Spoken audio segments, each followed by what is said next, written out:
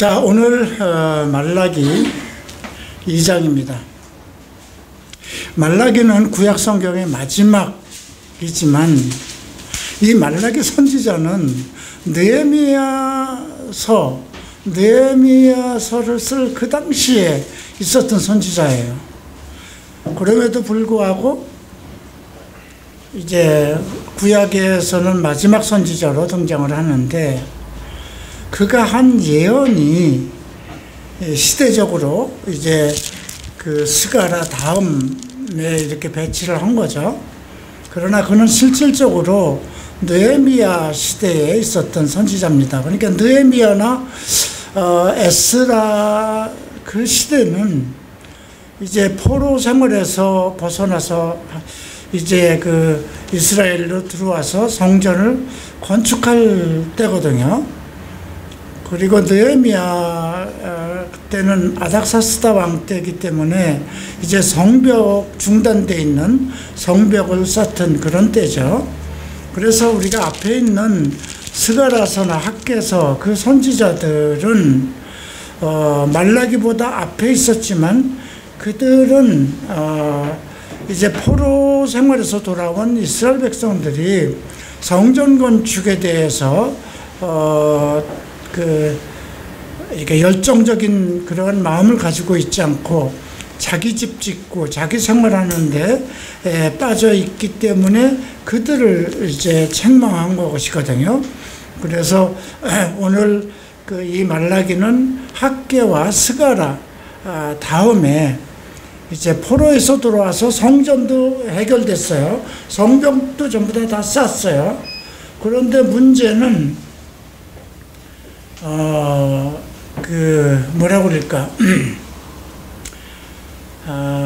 모든 것이 다 준비가 돼 있는데 성도들의 그 마음이 그 어떤 예배에 집중을 하지 않고, 이제 오랫동안 물론 이스라엘 밖에서 70년 동안 포로 생활을 했고, 또 실질적으로 이스라엘 역사 속에서 이스라엘 그 예루살렘을 중심으로 해서 실질적으로 예배를 드리던 사람들이 아니에요. 왜냐하면 이미 70년이라는 세월이 바벨론에서 지났기 때문에, 사실 돌아온 사람 중에 한 살의 포로가 돼서 돌아왔어도 이제 70년이 되는 거잖아요. 그 당시 보면 이제 다니엘이 젊었을 때 청소년 때 잡혀갔지만 이제 90살이 되도록 있었던 내용을 우리가 볼 수가 있으니까, 그러니까 지금 예루살렘에 들어와서 그 성전을 짓고 성벽을 완전히 건축하고 예배를 드리던 그 사람들이 예루살렘 과거의 그러니까 솔로몬의 예루살렘 성전의 영광을 보지도 못했던 사람들이고, 그 다음 또 온전한 자기 그 조상들이 가지고 있었던 믿음을 가지고 있던 사람들도 아니에요. 그러니까 이들은 좀 여러 가지 그 사고방식이 바뀌었고 이방들 생활 속에서 머물러든 사람들이기 때문에 그 당시 바벨론 문화, 메대와 바사 문화에 이렇게 접목되어 있던 생활을 하던 사람들이기 때문에 그들에게 하나님의 성령을 부어줘서 그들이 성전도 재건축하고 예배도 드리기 시작했지만, 이제 점점 가면서부터 벗어나는 거예요. 그 자기 생활 속으로 예배보다는 자기중심적인 생활로 돌아가는 거예요. 그러니까 어쩌면 여러분도 우리도 마찬가지 아닐까 싶어요. 내가 갈보리 채플에 처음 발을 디뎠을 때 그 감격했던 그때, 만약에 그때부터 내가 지금 목회자가 되지 않고 그냥 평신도로 생활을 했으면 내 믿음 생활이 어땠을까? 그 초창기에 때 정말 가슴이 뛰고 하나님 말씀에 대한 그 갈급함, 그 다음에 하나님 나라에 대한 그 소망, 이런 것들을 처음 갈보리 채플 들어가면서 받았던 그러한 그 이끌림, 열정, 또 성령의 인도하심, 그런 것을 직감하던 그때보다 점점 세월이 가면서 점점 달라지기 시작하죠. 우리 이제 갈보리 채플 서울 성도들도 이제 여기 와서 벌써 7년, 8년째, 올해가 8년째 되는데 점점 이제 가면 갈수록 어떤 믿음의 열정보다는 이제 나도 알 만큼 알고 성경도 배울 만큼 배웠기 때문에 그 믿음이 점점 그냥 종교적인 행위로 바뀌는 그런 상황으로 가지 않겠는가. 그렇기 때문에 오늘 이 말라기는 상당히 중요한, 우리에게도 매우 중요한 그러한 선지서, 예언서이기도 합니다. 말라기는 7번에 걸쳐서 이제 질문을 하는 그 말라기 시대에 있는 백성들의 마음을 7번에 걸쳐서 이제 언급을 합니다. 그들이 먼저 우리가 어떻게 사랑을 했나요? 하나님이 우리를 어떻게 사랑했나요? 이렇게 묻죠. 이것이 말라기 1장 2절에 나오는 거예요. 하나님은 우리를 사랑하셨다고 그러는데 우리를 뭐 어떻게 사랑하셨어요? 근데 우리도 한번 생각해 봐야 돼요. 우리 교회에서 가면 하나님이 너를 사랑한다. 뭐 나는 하나님을 사랑한다. 늘 그런 것이 하나의 그냥 인식, 하나의 습관처럼 돼버렸어요. 그런데도 어떤 문제가 있을 때 내 문제가 풀리지 않고 뭔가 자꾸 믿음이 식어질 때 하나님이 살아계신 건가? 나는 하나님의 사랑을 받고 있는 것인가? 그러면 내가 이렇게 고난 중인데 내가 이런 문제 가지고 고통을 받고 있는데 왜 하나님이 이 문제를 해결해 주시지 않는지? 그 자기의 당면한 문제만 가지고 얘기를 하죠. 그때 하나님께서 말씀하신 것은 내가 에서를 미워했고 야곱을 사랑했다. 한마디로 뭐예요? 택함이에요. 너를 택하였다. 우리가 그 요한복음 1장 13절에 하나님의 이름, 예수 그리스도의 이름을 영접하는 자에게는 하나님의 자녀가 되는 권세를 주셨는데 이는 혈통이나 사람으로 말미암은 것이 아니고 오직 하나님께로부터 난 자라는 거죠. 그러니까 내가 예수를 믿은 것은 내 부모들, 물론 누가 전도했어요. 부모가 전도를 하든지 친구가 전도를 하든지 그래서 교회를 나와서 예수를 믿지만 예수를 믿는 자들은 하나님의 자녀가 되는 권세를 줬는데 그건 혈통에 의한 것이 아니라는 거죠. 사람의 정, 육정에 의한 것도 아니라는 거죠. 오직 하나님의 택함이라고 그랬죠. 우리가 또 에베소서 1장 4절에도 그런 말씀이 나와요. 창세전에 하나님께서 우리를 그리스도 안에서 택하셨다는 거죠. 그때는 그리스도가 태어나지도 않았는데 창세전에 이 세상을 창세하기도 전에 우리를 그리스도 안에서 우리를 택하셨다는 거죠. 거룩하고 흠없게 하기 위해서. 그게 이제 하나님의 예정이죠. 그래서 여러분들 우리도 지금 과연 하나님이 나를 사랑하시는 건가? 사랑하신다면 왜 내 상황이 이럴까? 이런 의문이 있을 때는 택하심에 대해서 항상 생각해 볼 필요가 있죠. 두 번째 질문은 말라기 1장 6절입니다. 우리가 어떻게 주의 이름을 멸시했나요? 너희가 하나님의 이름을 멸시했다고 그러니까 우리가 어떻게 멸시했나요? 자, 오늘날도 마찬가지예요. 만약에 이제 예수 믿지 않는 사람들과 어떤 믿지 않는 사람들과 어느 파티가 일어났어요. 근데 이제 거기서 같이 술을 마시고 즐겨야 되는데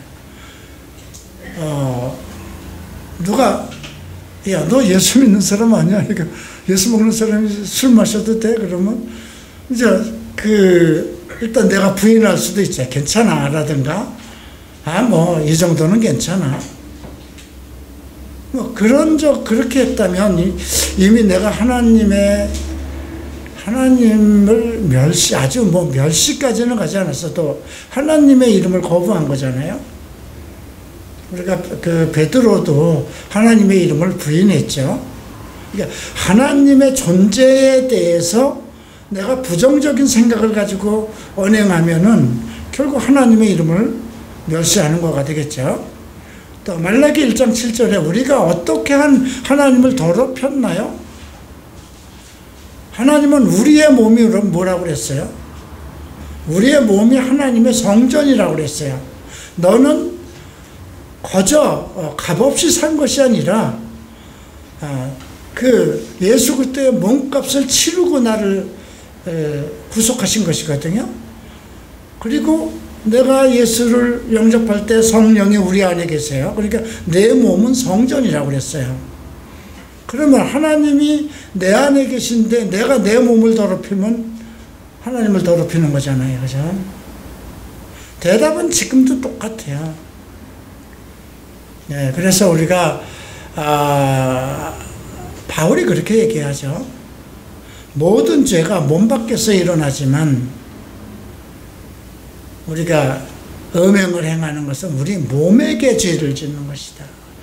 우리 몸에게, 이 몸도 내 것이 아닌데 그리스도의 것인데, 그런 메시지를 전달했죠. 또 말라기 2장 17절에서는 너희가 나를 너무 지치게 한다 이렇게 하니까 우리가 어떻게 하나님을 지치게 했습니까? 피곤하게 했습니까? 한번 생각해 보세요. 하나님이 나를 사랑하시면, 한번 여러분들이 이건 하나님과의 관계가 좀 직접 느껴지지 않으니까 부모님과의 관계를 생각해 보세요. 내가 정말 공부도 안 하고 방탕하고 했을 때 우리 부모는 어땠을까요? 지치지 않을까요? 피곤해하지 않았을까요?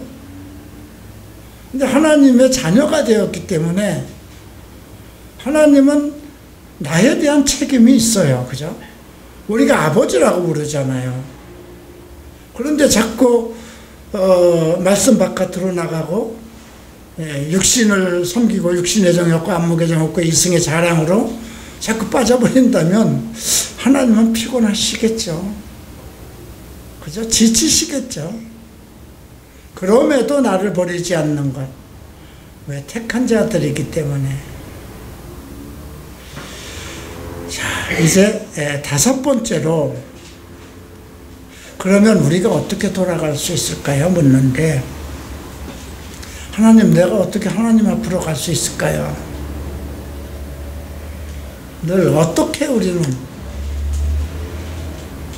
내가 성경을 이렇게 배우는데, 과거에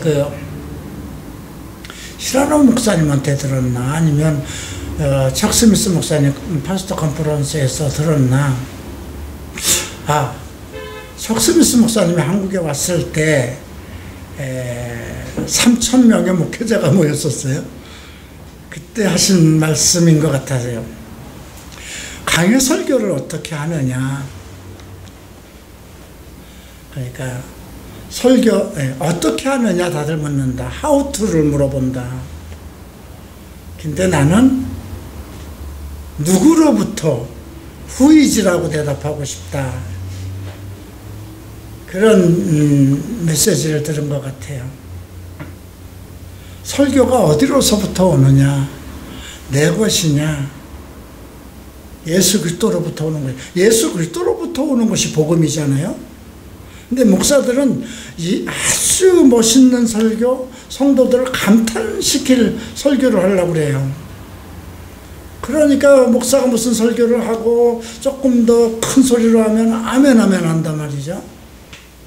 성경 전체에서 우리가 아멘 하지 않을 말은 아무것도 없어요. 그죠? 책망도 아멘하고 받아야 되는 거예요. 하나님의 말씀이니까. 그래서 우리가 이것도 마찬가지예요. 우리가 어떻게 돌아갈 수 있느냐요. 이미 우리는 그가 택하심으로 우리가 예수를 믿었기 때문에 어떻게 돌아갈 수 있는 거는 알고 있어요. 그죠? 가끔 이제 믿음에서 떨어져서 세상 속으로 가게 되면 점점 교회와 멀어지죠. 교회를 와도 설교 말씀이 뭐 별로고 졸게 되고 언제 끝나나 이렇게 되고 그런 열정적인 믿음이 식어지고 자꾸 세상의 그 기쁨 속으로 이렇게 멀리 빠질 때가 있어요. 그런데 이제 한참 나가서 방황하고 이게 마음의 고통이 막 오기 시작할 때, 그때 어떻게 내가 다시 돌아갈 수 있지? 아마 여러분들도 다 한 번씩은 내가 어떻게 하면 첫사랑을 회복할 수 있을까? 성경이 얘기하잖아요. 너희는 첫사랑을 버렸다, 이렇게 계시록에도 얘기하죠. 처음 사랑을 버렸느니라. 그리스도의 관계에서 끊어져 나갔다는 거죠. 지금은 우리가 여러분들이 갈보리 셰플에 나오다가 다른 교회를 나가서 어쩌면 더 큰 교회 가면 봉사할 것도 많고 사람들도 많고 하니까 모든 행사도 많고, 또 거기에 나가서 또 내가 봉사도 하고 하면 우쭐대는 그런 것도 있고 좋을 수도 있어요. 그런데 계속 하다 보면 허망해지겠죠. 그때 내가 다시 어떻게 돌아갈 수 있을까? 어떻게 하나님께 돌아갈 수 있을까? 그래서 그럴 때는 여러분들이 잊지 말아야 할 선고가 있어요. 요한복음 1장 14절이에요. 말씀이 육신이 되어 우리 가운데 계시니 은혜와 진리가 충만하더라. 그죠? 말씀이 육신이 되어. 그러면 지금 이 시대에 내가 예수를 만나는 길은 뭘까요? 말씀을 만나는 거예요. 그죠? 말씀과 호흡하는 거예요. 말씀을 듣는 거예요. 말씀을 음미하는 거예요. 자면서도 말씀에 대한 생각들, 묵상. 그 다음에 말라기 3장 8절에는 우리가 어떻게 무엇을 하나님 것을 훔쳤나요? 한번 11조 같은 것도 그래요. 그죠? 하나님께서는 11조를 온전히 나의 창고에 들여서 내가 너의 창고를 채우나 안 채우나 시험해 보라, 이렇게까지 말씀했어요. 그런데 우리가 이렇게 습관처럼 11조를 내다가 내가 조금 더 바쁘니까, 내 생활이 좀 더 어려우니까 11조 안 내도 하나님은 나를 야단하지는 않아요. 그러나 내가 11조를 드릴 때 11조를 드리라고 해서 드리는 것이 아니라 내가 하나님 안에 한 사람이라는 것, 하나님의 자녀라는 것, 그죠? 그런 관계성을 가지고 있는 거잖아요. 그런데 내가 그런 것에 대해서 소홀히 했다면, 하나님이 나에게 주신 것이 많은데 나는 그것을 받기만 하면서, 그러니까 내가 이웃에게 사랑을 베푸는 것, 그러니까 바울은 사랑을 베풀어야 할 자리에 사랑을 베풀지 않는 것도 죄라고 그랬어요. 그걸 자범죄라고 그러죠. 선한 일을 해야 할 것을 보고도 안 했으면 자범죄라고 그랬어요. 근데 그런 것들 이렇게 좀 생각해 볼 필요가 있어요. 내가 하나님 것을 어떻게 훔쳤나요? 마지막으로 말라기 3장 18절이죠. 13절인가요? 17절인가?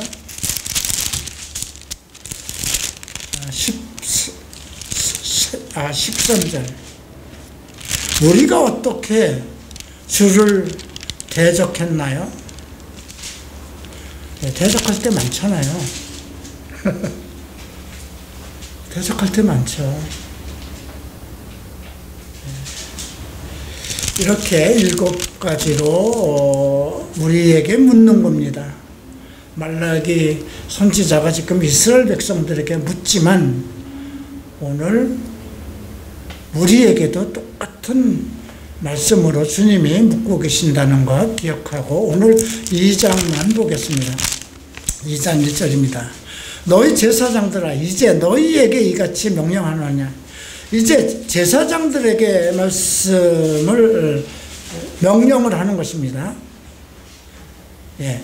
만군의 여호와가 이르노라 너희가 만일 듣지 아니하여 마음에 두지 아니하여 듣지 아니하며 하나님의 말씀을 듣지 않는다는 거죠. 마음에 두지 아니하며 내 이름을 영화롭게 하지 아니하면 내가 너희에게 저주를 내려 너희의 복을 저주하리라. 내가 이미 저주하였나니 이는 너희가 그것을 마음에 두지 아니하였다.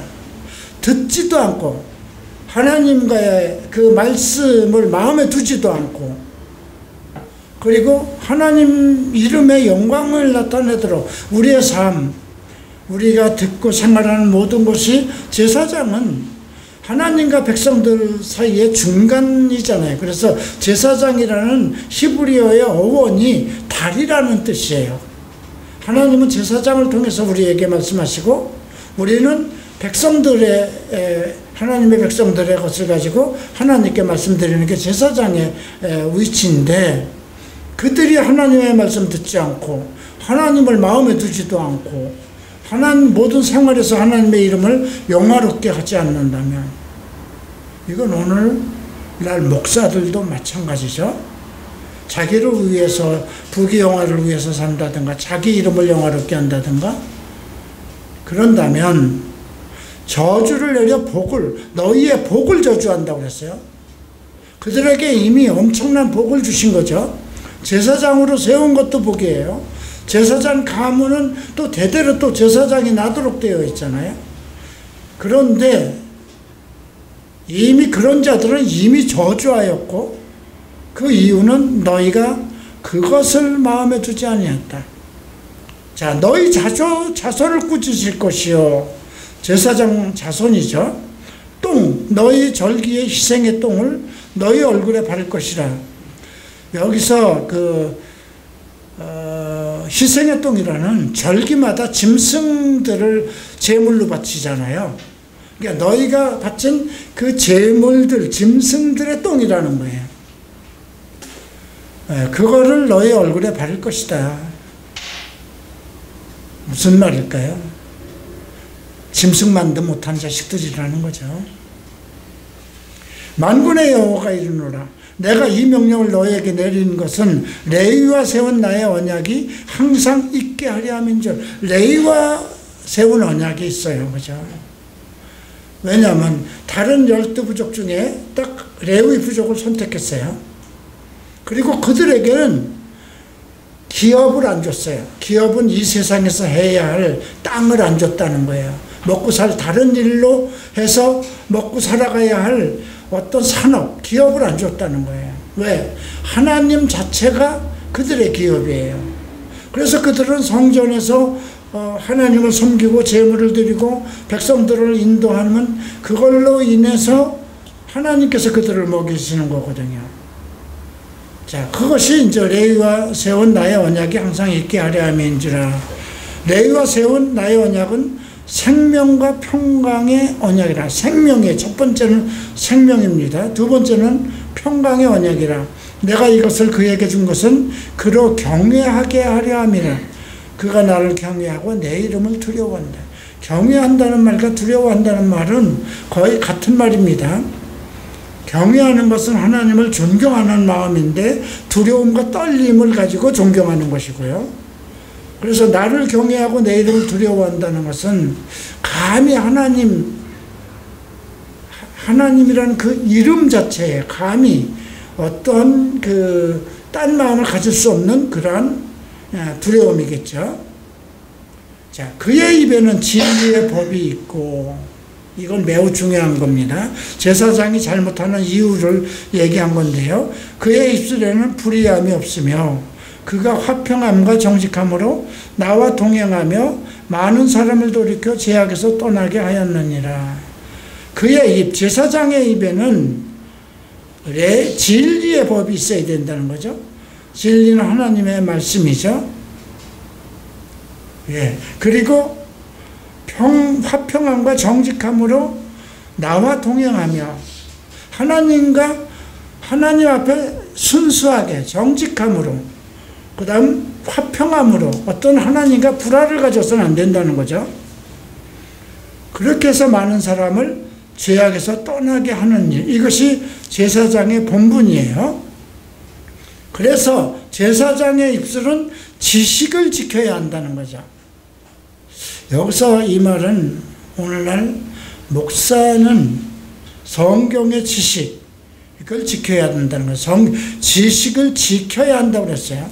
지킨다는 것은 알아야 지키는 거잖아요. 그죠? 내가 교통법규를 모르고 지킬 수는 없어요. 그래서 그의 입에는 진리의 법이 있고, 그 입에서 나오는 건 하나님의 말씀 진리여야 되고, 그 입에서 나오는 것은 그 진리의 법, 진리의 말씀인데 지식이 있어야 된다는 것이죠. 예, 사람들은 그 입에서 율법을 구하게 되어야 할 것이니 제사장은 만군의 여호와의 사자가 되민을, 만군의 여호와 사자, 메신저죠. 하나님의 말씀을 전하는 자예요. 그래서 그 입에서 하나님의 지식을 전하고, 사람들은 그의 입에서 율법을, 그 지식 속에 감추어진 하나님의 법, 그걸 사람들이 원해야 된다는 거죠. 그러니까 여기서 율법을 구하게 된다는 건 하나님의 뜻이라고도 해석할 수 있고요. 너희는 옳은 길에서 떠나 많은 사람을 율법에서 거스르게 하는도다. 나 만군의 여호와가 이르노니 너희가 레위의 언약을 깨뜨렸다.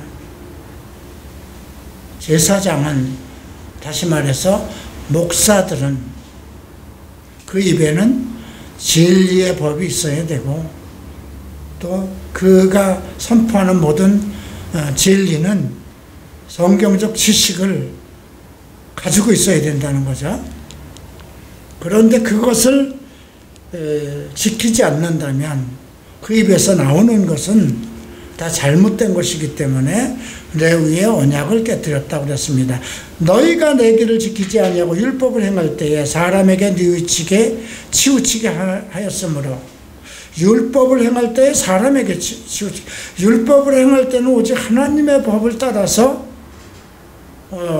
그 하나님께 나아가는 길이 율법을 지키는 거거든요. 근데 사람에게 치우치게 하였다는 건 뭘까요? 사람들이 이것도 하지 말고 저것도 하지 말는 어떤 그 율법이 잘못된 길로 간다. 율법은 원래 하나님께서 거룩한 백성들이 살아가도록 주신 법이거든요. 해야 할 일과 하지 말아야 할 일을 주신 것이 율법인데 사람에게 치우치게 했다는 거죠. 우리가 사도행전을 보면 베드로가 내가 하나님을 기쁘게 하랴, 사람을 기쁘게 하랴, 그죠? 하나님의 말씀을 전하지 말라고 그랬어요. 예수의 이름을 전하지 말라고 그랬어요. 그러니까 내가 그러면 하나님의 이름을, 하나님을 기쁘게 하랴, 사람을 기쁘게 하랴 했는데, 이들은 하나님의 길을 지키지도 않고 사람에게 치우치게 하였으므로 나도 너희로 하여금 모든 백성 앞에서 멸시와 천대를 당하게 하였느니라. 그냥 길거리에 굴러다니는 것이 목사들이 될 정도로, 한국의 목사들이 5만 명이 넘는다고 그러는데, 참, 내가 일본에서 이렇게 왔을 때, 이제, 그때 석스미스 목사님도 한국에 오셨고, 히라노 고이치 목사, 또 많은 미국 갈브리 채플 목사들이 이렇게 우리를 방문하고, 그래서 한국에 많은 개척교회 목사들이 왔어요. 교회를 개척했는데 아무도 도와주지 않고, 성도가 없으니까 유지가 안 되고, 가족들을 먹여 살릴 수가 없다고 그래요.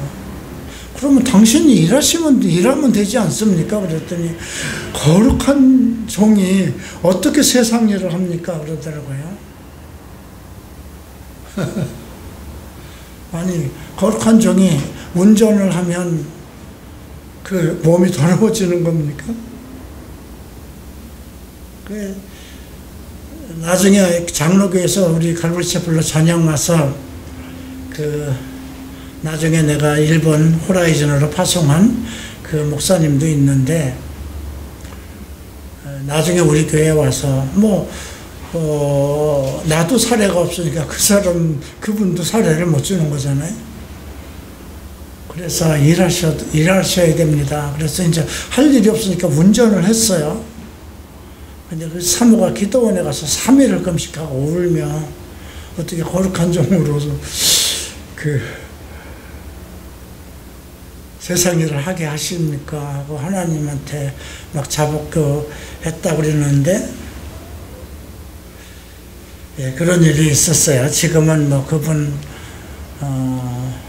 나보다 나이는 어렸다. 한두 살 많았군요. 근데, 그 사모님도 다 세상을 떠난 지 오래됐어요. 우리가, 이쪽에 왔을 때, 이 성전 이전 예배를 할 때 와서, 예배에 참석해서 기도를 하신 분인데, 지병으로 이렇게 세상을 떠나셨어요. 근데 그런 생각이 한국 목회자들에게 다 그런 마음을 가지고 있어요. 거룩한 목사는 세상 일을 하면 안 된다.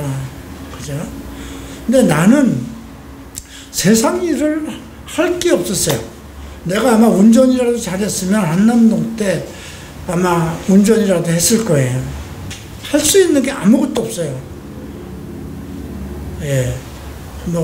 10여 년 동안을 클럽을 운영하고 했던 사람, 뭘 할 수 있겠어요? 아무것도 할 수 없었어요. 예. 그런 것들이 있죠. 자, 그 다음에 이제 10절 봅니다. 이제 권면을 합니다. 우리는 하나버지를 가지지 아니하느냐. 하나버지를 얘기합니다. 한 분의 하나님입니다. 한 하나님께서 지으신 바가 아니냐. 하나님 아버지 오직 한 분 아니냐. 우리 각 사람이 자기 형제에게 거짓을 행하여 우리 조상들의 언약을 욕되게 하느니라. 오직 한 하나님이요, 또 하나님께서 지으신 바니까 우리는 다 하나라는 거죠. 그래서 자기 형제에게 거짓을 행하면 안 된다는 거죠. 나와 하나니까, 원래 한 몸이니까. 이스라엘 백성은 우리라는 개념을 가지고 있어요. 그래서 11조를 10계명을 봐도 그렇고, 주의 기도문을 봐도 그렇고, 우리가 우리 죄를 다 우리라고 이렇게 시작하죠. 유다는 거짓을 행했고, 유다는 예수께서 나오는 지파죠. 이스라엘과 예루살렘 중에서는, 그러니까 이건 지금 남유다와 북이스라엘을 얘기하는 거예요. 둘로 갈라졌으니까, 솔로몬 이후에. 예루살렘 중에는 가증한 일을 행하였으며, 이스라엘과 예루살렘 중, 이스라엘은 이제 북쪽에 있는 사람들이 예루살렘으로 가지 못하게 하느라고 금으로 우상을 세웠었죠. 가증한 일을 행하였으며, 유다는 여호와께서 사랑하시는 그 성결을 욕되게 하여 이방신의 딸과 결혼했다. 근데 솔로몬도 1000명의 비빈들을 뒀다고 그러잖아요. 1년이 365일밖에 없는데 1000명의 비빈을 뒀으면 어떻게 살았을까요? 사람도 아니죠. 우리가 솔로몬이 정말 하나님으로부터 받은 그 은혜가 엄청 많잖아요. 예, 지혜를 주고, 3000자문을 쓸 지혜를 주고, 예, 그 엄청 많은 걸 줬는데도 우리가 그 밧세바를 범하고 그 우리아를 죽인 걸 가지고 나중에 나단 선지자가 책망했을 때, 네가 원했다면 내가 너에게 부족한 것이, 준 것 중에 부족한 것이 있었느냐? 만약에 원했다면 더 주지 않았겠느냐? 그런데 남의 딱 하나밖에 없는 암양을 잡아다 내가 그런 일을 했다고 이제 책망하는 말씀이 있었죠. 자, 12절 봅니다. 이 일을 행하는 사람에게 속한 자는 깨닫는 자나 응답하는 자는 물론이요, 만군의 여호와께 제사를 드리는 자도 여호와께서 야곱의 장막 가운데서 끊어버리라. 야곱의 장막에서 끊어낸다는 건 하나님의 야곱에서부터 12지파가 나오잖아요. 그러니까 하나님의 유업을 받지 못한다는 거예요. 한마디로 얘기하면 너희는 천국에 못 들어간다는 거예요. 너희가 이런 일을 행하나니 곧 눈물과 울음과 탄식으로 하나님 여호와 제단에 가리게 하는도다. 그러므로 여호와께서 다시는 너희의 봉헌물을 돌아보지도 아니하고 그것을 너희 손에서 가까이 받지도 아니하겠거늘 너희는 이르기를 어찜 됨이냐 하는도다. 예, 여기서 이제 결혼 관계에 대한 질문이 나옵니다. 이는 너와 내가 어려서 맞이한 아내 사이에 여호와께서 증인이 되시기 때문이라. 그는 내 짝이요 너의 서약한 아내로되 내가 그것에게 거짓을 행하였도다. 이 결혼에 관한 문제거든요. 이것은 왜 눈물을 흘리고 울음과 탄식 이걸 하여 그 여인들이 우리가 베드로전서 이제 3장에 보면 이런 것이 있어요. 너희 아내는 연약한 그릇이요, 그죠? 그래서 존귀한 자로 알아서 너와 함께 하나님의 그 기업을 함께 받을 자로 알아서 존귀하게 여기라고 그러죠. 너와 함께 천국에 들어갈 자라는 거죠. 그런데 연약한 그릇에다 비유합니다. 자, 그릇을 쓰지 못하는 경우는 딱 두 개예요. 그것이 고급 그릇이든 돌 그릇이든 관계가 없어요. 그릇은 첫째 깨끗해야 돼요, 그죠? 또 하나는 깨어짐을 못 써요. 그런데 남편들이 바람을 폈어요. 그러면 어떻게 되나요? 마음이 깨어지죠. 예. 그리고 다른 여자와 함께 음행을 했으니까 자기 몸도 더러워진 거예요. 그럼 또 아내와 또 부부관계를 가지면 아내까지도 같이 더러워지는 거예요.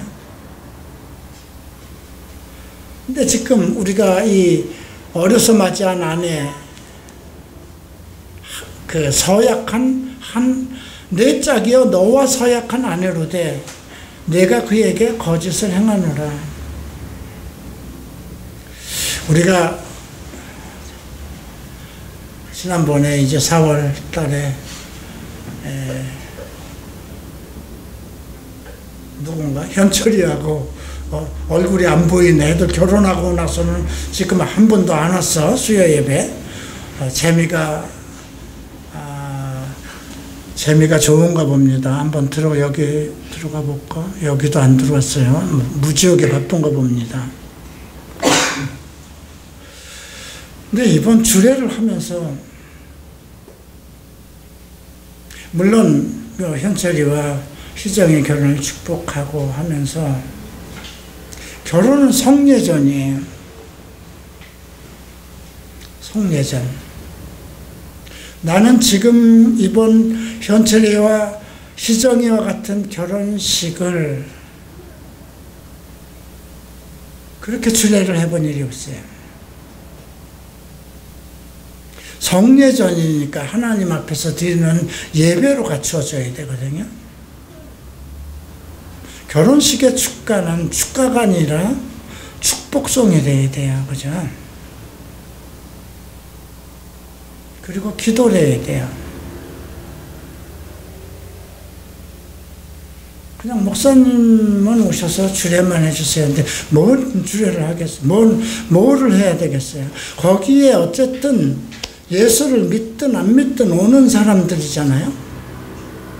예배로 드려져야 돼요. 신랑 신부 그리고 신랑 신부 가족이 예수를 믿는다면 또 가족이 안 믿는다 하더라도 목사를 초청해서 예배를 그 결혼식을 한다면 반드시 성례전으로 해야 돼요. 천주교에서 결혼식은 미사와 똑같아요. 성례전이에요. 성찬과 똑같아요. 성찬을 떼는 것과. 우리 교회에서 2번 예배가 있었어요. 손상진 전도사, 우리 최 목사 다 예배로 했어요. 기도가 있고 찬양이 있고 말씀이 있고 축도가 있고, 그죠? 근데 이거는 이벤트에 초대돼서 그냥 목사님 와서, 그것도 길게 하면 안 돼요, 설교도. 네. 지금 아마 지난번에 내가 했던 거는 예식 대행사에서 싫어하는 시간이에요. 그렇게 길게 하면 안 돼요. 3분에서 5분으로 끝나야 돼요. 왜냐면 예식장은 다음 예배가 또 있기 때문에, 지금은 그날은 모르겠어요. 우리 다음에도 있었는지 모르겠지만. 그래서 앞으로 그런 줄에는 안 설 것 같아요, 저는.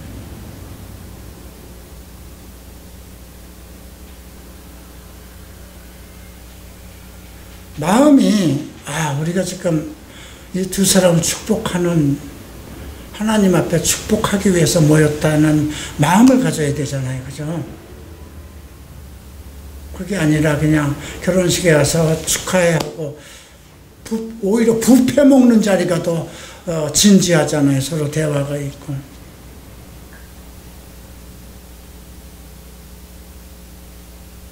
내가 사랑하는 2사람 다 사랑하고 우리 교회에서 만나서 하는 건데,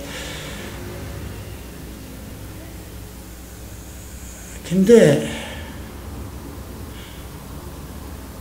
프로그램이 그렇게 만들어서 왔으니까,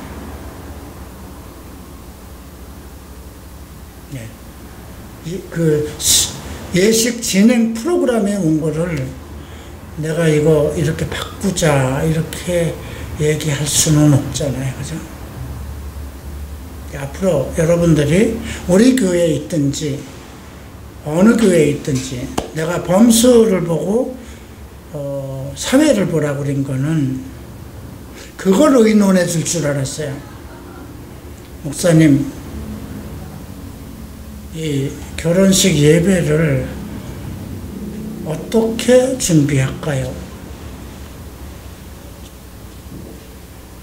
근데 3일 전인가 그 프로그램이 딱 왔어요.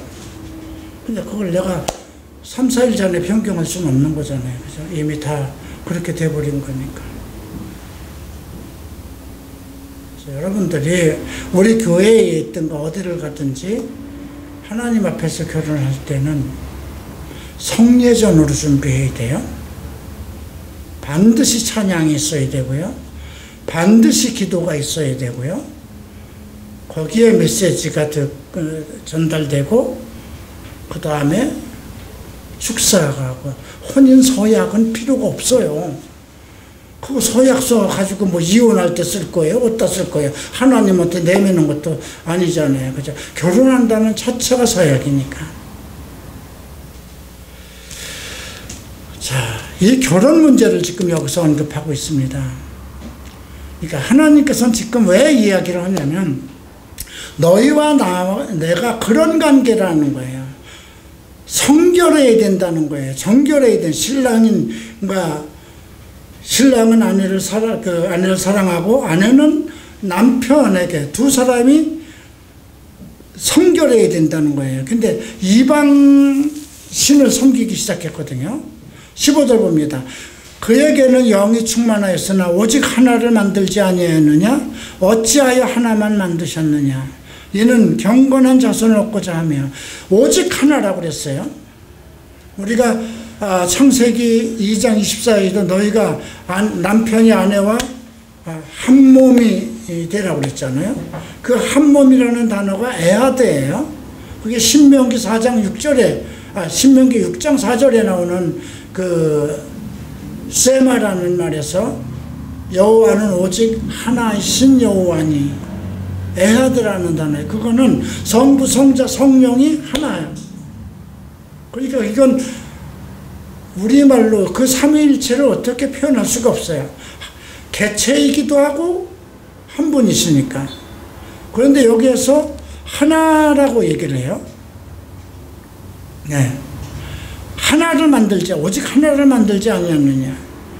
그래서 하와를 아담의 갈빗대에서 떼어낸 거예요.